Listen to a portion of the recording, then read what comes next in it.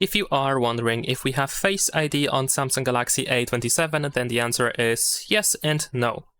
So we don't actually have Face ID on Samsung Galaxy A27, but we have something that works almost the same way as Face ID, and it is called face recognition or face unlock. And the purpose of face recognition is exactly the same as with Face ID. You can scan your face, and then you can, for example, unlock your phone with your face. And the difference is that, of course, Face ID is, like, if we go into like details, it is built in a slightly different way. It is slightly more complex in general, but as for average user, it's just pretty much face recognition feature.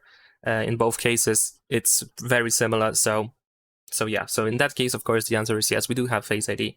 So if you open settings, then you should be able to go to lock screen. And then over here we have screen lock and biometrics. You will have to enter your password in order to continue here. And then we have the face recognition where you can set this feature up. Leave a like and subscribe.